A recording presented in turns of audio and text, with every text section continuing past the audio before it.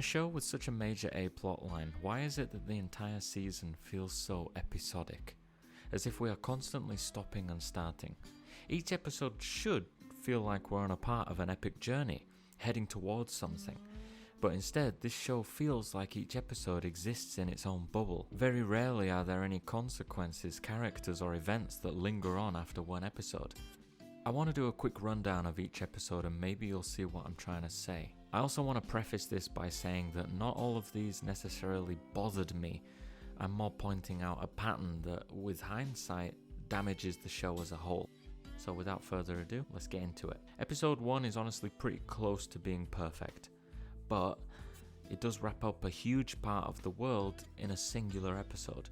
We get the outbreak and poof, an episode later we're in the future. Again, I loved it, but bear with me. Episode 2 had some great world building, but again, in hindsight, it was really just more of an intro and wrap up of Tess's character. It also introduces the idea of them being a hive mind, but then never utilizes or mentions this ever again. In episode 3, we're introduced to Bill and Frank, and they have zero lasting impact on the story or the characters going forward. Episode 4 and 5 come the closest by having a plotline take place over 2 episodes, but ultimately they do the same thing. They're all introduced and wrapped up immediately. I get that with Sam and Henry they wanted the shock value, and it does work, but these moments really start to add up as you realize pretty early on that they're following a pretty rigid pattern of characters being introduced and dying, plot points being introduced and wrapped up. It really does make everything feel so episodic. And not to mention introducing this big boy, we never see him again. What a tease. I mean, they probably had their reasons, but come on, man, that was a great showdown staring you in the face, but whatever. Episode 6 does a solid enough job at showing some progression. We get a sense of them actually being on a journey towards something. My issue is that it makes the world feel so damn empty, which honestly is a problem for a lot of the show. We needed more zombies. We really needed more zombies. As it stands, honestly, fuck the Fireflies, fuck Ellie's cure, just go and live with Tommy. I'm a little tired of people equating wanting more zombies with Dum Dum want more zombie action. Yeah, this show is a human drama, but that drama is all just a reflection of the world they live in. Without the zombies, that human drama is nowhere near as intriguing. You need the zombies and you need to feel like they're a threat that is constantly growing. Episode 7 is the same thing but in flashback form. They introduce Riley and they kill her, finishing the episode almost exactly as it started. Episode 8, it's the same damn thing again. Wait, really, my dude? You're gonna try and rape her while the building's on fire? Am I the only one that thought this was comically evil? Do you guys see what I'm trying to say? Nothing lasts. It's also go, go, go. Nothing has any room to breathe or to be expanded upon. And why? Well, because we're on the clock, baby. We have to get to the climax by episode 9. I mean, wrapping up a really big story in under 10 episodes is never a bad idea, is it?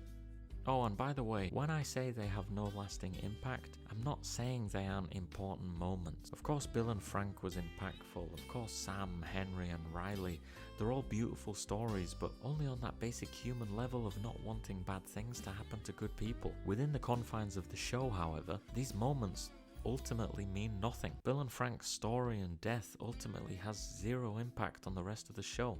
Hell, the car is the only thing to actually bleed through, and they wreck that immediately. Sure, they're good episodes of TV by themselves, but they're really not team players. The only event that has some kind of lasting impact is Sarah's death way back in episode 1. It's the only time we actually feel some kind of ripple effect bleeding into other episodes of how it changed Joel and how it ultimately affects what he does next. The finale is a big offender to me with timing, but we can pop that juicy cherry at the end. Look, I've recently been drinking whiskey, right? And one of the best pieces of advice that I got was A-B comparisons. If you drink one whiskey on its own, it can be pretty hard to get any tasting notes. But if you drink 2 whiskeys side by side, then it's much easier to notice what's different between the two. So with that in mind, let's take a look at the gold standard. Let's think back to Breaking Bad. In that show, every action has a ripple effect and shapes the characters and the story going forward. In season 1, killing Crazy 8 could have been a closed loop episode. They could have dealt with him in one episode, but he wasn't, right? It was a moment that was being built towards the entire season, and his death directly affects the characters and the events later on in the show. Everything is connected. A show is not a film. Every episode can't be its own thing. Also, Am I the only one that thinks Ellie comes across as quite unlikable in this show? Honestly, she really comes across as quite a spoiled little brat at times. Does it sound like I know how to whistle? Seriously though, how the fuck do you do that? Are you alright? I'm trying to learn how to whistle. You don't know how to whistle. Well, does it sound like I know how to whistle? Be honest now. Which one sounds like an unnecessarily aggressive little shit? And which one sounds like a fun little blossoming relationship? Huh. She's a girl, she can't handle it. Oh, I get it. Joel's sexist. Why would she feel that way with Joel of all people? It doesn't make sense. Just get it out. Also, this is minor, but what was up with the panic attacks? Did they want to do something more with that? It's not necessarily a bad choice, but instead of this... I bring you the cure from mankind, and you want to play the pissy little brother.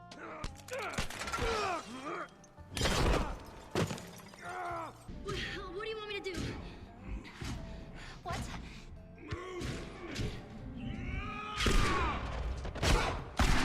Oh, shit. Hey, take it easy, man, all right? Everything's cool. What about the guy? He ain't even hurt. We get this. Put your seatbelt on. Are we gonna help him? No.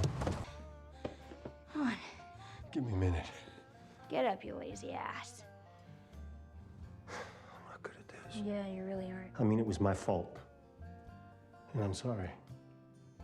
I think we're safe. Joel? Joel, no! Shit! I was so afraid. It's the last thing I'll ever ask of you. Okay. I'm okay. Again, it's not such a bad choice, and I actually do kind of like it. It gives him a lot more layers, and, well, if you had more time, you could have delved into that a lot more. I want to shift gears for a minute here, and I want to compare episodes 3 and episode 7, and we're moving into dangerous territory here, so buckle up. But let's be frank. Both episodes have pretty awful timing. Episode 3 comes just as shit hits the fan, and we deflate all that tension with a self-contained filler episode with zero consequences beyond metaphorical ones regarding how Joel should open up more. It's a beautiful episode, but man, can we be a little bit more honest with ourselves here without it becoming a goddamn political dumpster fire? It's not a perfect episode. And then we have episode 7, right? It comes in right after a cliffhanger and 2 episodes before the finale. But we deflate all that tension and cut to a flashback and forget everything that we really ought to be thinking about right now. Again, aside from the metaphorical sense of that's why Ellie's gonna stay and save Joel, but seriously, was that even a question on anyone's mind? Did anyone actually think that she was gonna leave or that Joel was gonna die in the first place? Just... One of these episodes is considered the greatest thing since sliced bread, and one was not so highly revered. But here I am, a big old bloody contrarian, I guess. I thought episode 7 had way more justification for its existence than episode 3, for the simple fact that we actually learn a bit more about our main character. We get to spend some time with Ellie, and this is the one time where she's actually pretty charming. It breathes some much needed life into her character. While with Bill and Frank, look, perhaps players of the game forget this, but no one knows who they are. We heard Bill's name like once on the radio. To spend this much time on him, especially considering his fate, it's just... You can't justify it, I'm sorry. But actually, you know what? Speaking of the best thing since sliced bread, people need to calm down about that episode, and this show in general. Everything The Last of Us is such a huge circle jerk. You know when you don't quite jive with something that everyone else loves, so you scour the internet trying to find some like-minded people. That's what I wanted, but instead, it seems everyone is lumped into the same damn groups. Everyone's arguments are so simplified and... it's exhausting. I don't hate the show, it's actually pretty damn good. I think every technical aspect is phenomenal. I absolutely love the concept of this world, the design and look of the zombies, the nature overtaking the cities, Chef's kiss. It's great. I'm hoping that there's some actual validity to the criticisms that I do have, but I guess you can be the judge of that. But yeah, where was I? The finale. Why was the last episode 40 minutes? And why did we spend almost 15 minutes learning how Ellie got infected? Did we need an answer to that? Why can't she just be an anomaly? midichlorians, I don't know. It really wasn't necessary and it was such a waste of time. So that means we have 30 minutes to wrap up our finale. And by the way, we haven't even reached the hospital and don't actually know how far away or where we are. This show is simultaneously blasting its way through everything and taking its sweet time on all the wrong things. We see the lasting impact of Ellie's PTSD from almost being raped in a fire. Oh, I'm sorry. No, it's fine. Whoa. Damn it, Ellie! I mean, kind of. She looked a little bit sad for a few seconds, right? Also, I'm sorry, but this scene came out of nowhere. I get that it's a big moment in the game, but something just felt odd and I can't quite put my finger on it. Oh, that's right. It's because we're like in the last 25 minutes of the finale and we still don't know what's happening. The knowledge that this thing was going to be the first game in 9 episodes is honestly quite frustrating. The draft scene is great, but again, the timing of it all just fucks up its impact. And yeah, admittedly we get this pretty cool montage of Joe killing everyone, which, again, if we had more time...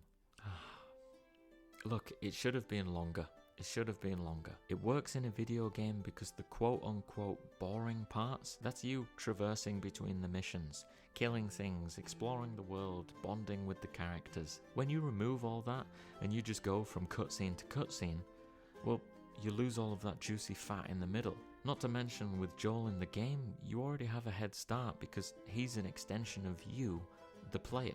In a show, you just need more. Almost each episode feels as though it could have been an entire season.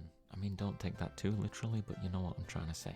You never get a sense of the stakes or the scale. The world doesn't feel that dangerous, mainly because every threat is self-contained within its own episode. We skip through seasons, we skip through years and months, skipping from location to location, leaving us to conclude that nothing of note must have happened worth showing us, right? So everything just feels hollow, like there's no sense of urgency. The stakes should be increasing, and a constant threat should feel imminent. We should constantly be thinking, fuck, we need to get Ellie to the Fireflies. This world is dog shit. There needed to be a sense of progress towards something. The reason I brought up Breaking Bad before is because I've been rewatching it recently, and after rewatching The Last of Us, I noticed something that for me was kind of telling. With Breaking Bad, one night I watched like 5 episodes in a row. I couldn't get enough. I even knew the end goal, but every episode is building and moving you towards something. The stakes get higher and you just have to know what happens next. But with The Last of Us, there's very little drive to make you want to watch each episode one after the other. When episode 3 ended, honestly, did you feel like you needed to see what happens next? I sure as shit didn't. I watched the next episode. I mean, I liked what I was seeing enough to keep coming back each week, but there was no hunger there. I think I loved the idea of the show so much more than the actual show itself. Okay, rant's over. Look, if you stayed until the end, you're a bloody trooper and thank you for watching. At the end of the day, you either liked it or you didn't, and guess what? That's fine. Either way, much like after watching this video, your life will be remarkably unchanged.